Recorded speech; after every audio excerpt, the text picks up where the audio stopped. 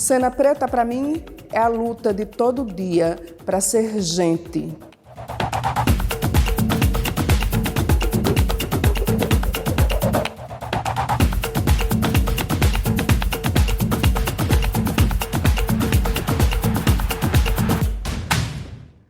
Eu sou Giovânia P. E aí as pessoas normalmente me questionam, o que é esse P? Esse P é tudo que você quiser. Na verdade, esse P é de árvore, mas desde a minha infância eu nunca me senti enraizada a nada e eu decidi muito novinha a deixar o P livre, porque assim ele representava mais quem eu era. Você poderia transformar esse P no que você quisesse, pipoca, pirulito, porta, poesia, é tudo, né? É livre. Eu nasci lá em Natal, cresci lá, comecei a fazer teatro com 12 anos de idade, comecei a participar do movimento literário aos 16. Quando eu estava na luta para passar no vestibular, teve um ano que eu entrei em desespero e eu fiz o vestibular em 3 universidades, na Federal do Rio Grande do Norte, na Estadual do Rio Grande do Norte e na Federal da Paraíba. Passei na Federal da Paraíba, nunca tinha vindo para cá, fui morar na residência universitária e agora em março a gente completa 20 anos de história, eu e a Paraíba. Eu cheguei e terminei minha graduação 12 meses depois. Eu já tinha entrado dentro do mestrado, terminei o mestrado, fui terminando numa semana e na outra semana eu estava tomando posse no governo do estado. E assim eu continuei estudando e trabalhando e escrevendo e produzindo e estou aqui. Pago minhas contas como professora de filosofia. É minha primeira formação. Minha segunda formação é em letras. Eu tenho consciência de que eu trabalho mais com a literatura do que com o ensino. Eu passo o dia inteiro trabalhando com a literatura. E eu trabalho de domingo a domingo, sem dia de folga. Literalmente. E tanto é literalmente que eu tenho um programa no YouTube, um canal no YouTube, onde tem um projeto que eu desenvolvo, que é o Bom Dia com Literatura Feminina, e todos os dias, de 7 horas da manhã, tem mulheres recitando mulheres. Então, logo cedo, está saindo os episódios, e eu estou repostando nas redes sociais, então o povo já acorda com poesia, eu já acordei trabalhando. Dose. Vai aí uma dose, um pingado de poesia, ponha bem no capricho, que hoje estou com a sede danada. Ô homem, já lhe disse, não conte miséria, seja farto, não vê que não aguento mais tanta sede. Olhe, se põe pouco tem de repetir. Se não saciar, deixe cá a garrafa e a geladeira aberta, que preciso de palavras de poesia, que nem andarilho em pleno sertão, quando pede por água. Então, não tenha pena, põe logo uma bela e farta dose de poesia. Giovânia P. Ser mulher negra dentro do universo da literatura é ter a consciência de que ou você luta ou você esquece de si mesmo. Porque é sempre muito mais difícil espaço para quem é negro. E se você é mulher e é negra, você vai ter mais dificuldade ainda. A gente vive numa sociedade machista e racista.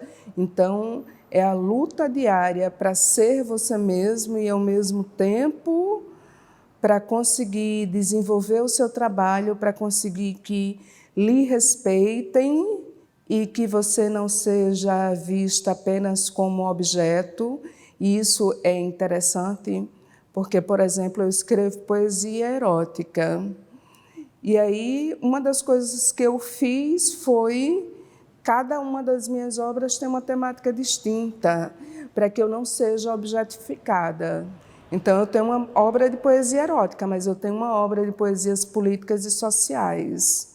Você não vai olhar para mim e vai dizer é negra, e é uma mulher negra apenas e traz a sensualidade dentro da sua literatura, é um objeto que eu posso usar. Não, eu não sou um objeto a ser usado. Eu venho desenvolvendo um trabalho com a literatura feminina no nosso país, que vem impactando na vida de muitas pretas e de muitas mulheres não negras, sabe?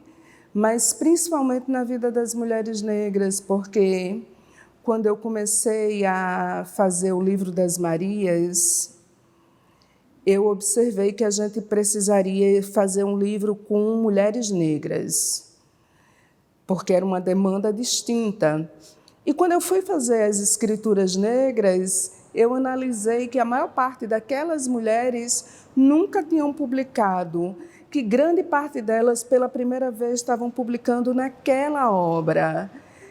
E enquanto o Livro das Marias, grande parte das mulheres eram professoras, mulheres brancas e professoras universitárias, com dinheiro suficiente para viver uma vida digna, para poder pagar a publicação do seu livro, e então a maioria delas tinha livro publicado, enquanto as pretas não.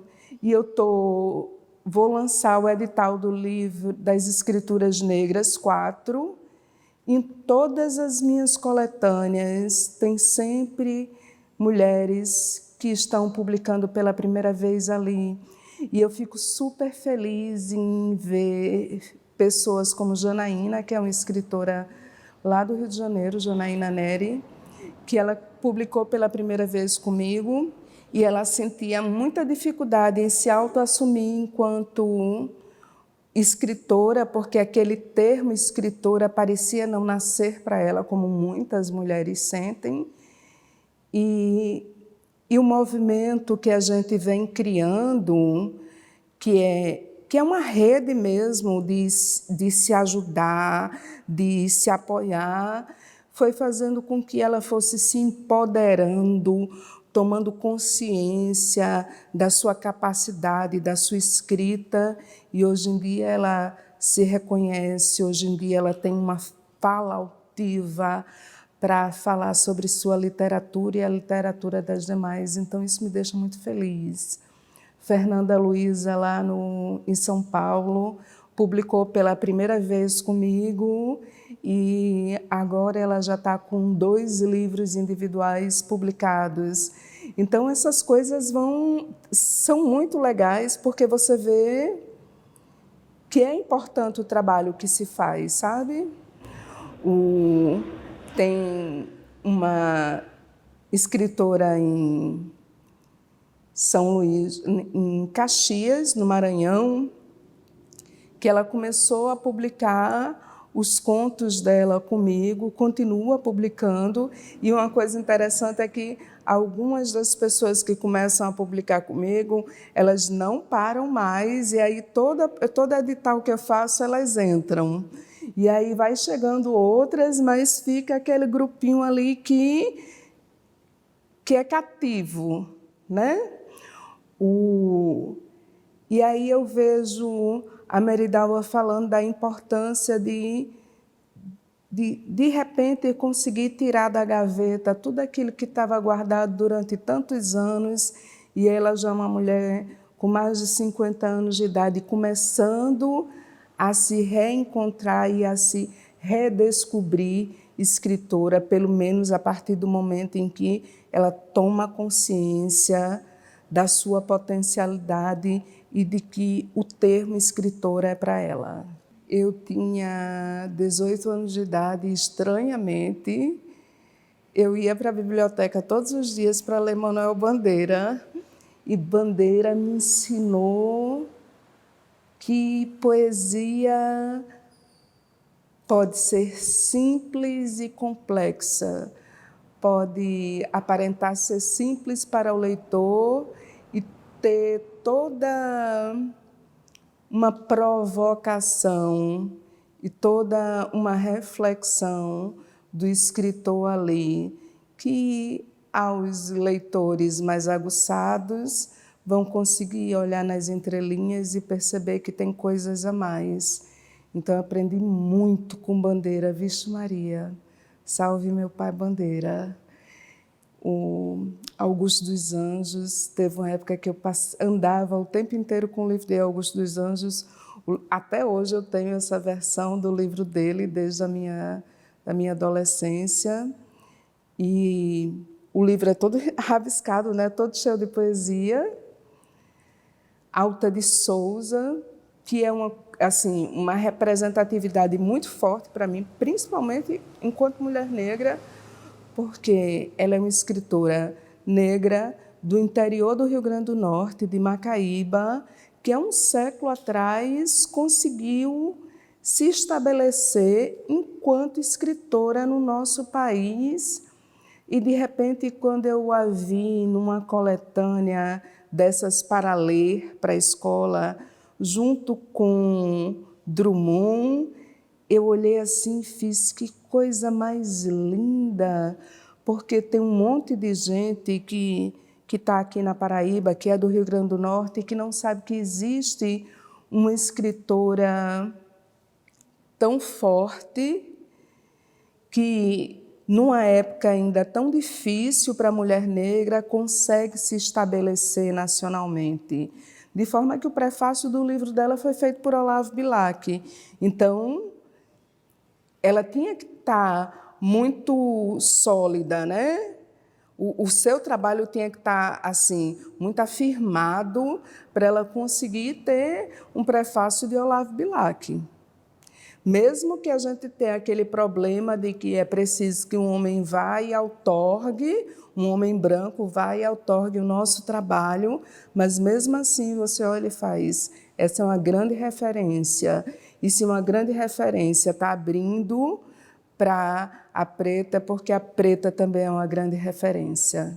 Então, a Alta de Souza é uma pessoa que não tem como não seguir comigo. Tanto é que o livro das Marias 4, que é a última, acabei de lançar agora, o último volume do livro das Marias, ele homenageia Alta de Souza. Existe uma necessidade imensa de cada um de nós que escreve e que muitas vezes não se reconhece, da gente tomar consciência da nossa potencialidade, sabe? Da gente olhar para o espelho e poder dizer, eu sou linda, maravilhosa e perfeita. O que eu escrevo é bom e tem a mesma qualidade do que qualquer outra pessoa escreve. Então, eu posso escrever, eu posso publicar, eu posso entrar na internet e pesquisar quais são os editais que estão abertos, enviar, perder o medo, me empoderar. Eu costumo dizer que é preciso primeiro a gente se empoderar na frente do espelho, porque na hora em que a gente se reafirma linda, maravilhosa, perfeita, a gente se veste disso e a gente consegue sair e fazer as coisas e ter a certeza de que realmente a gente é maravilhosa.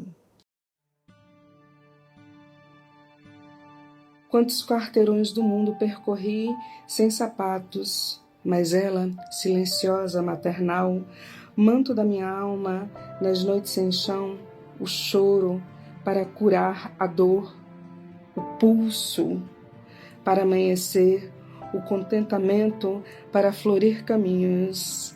Ah, poesia!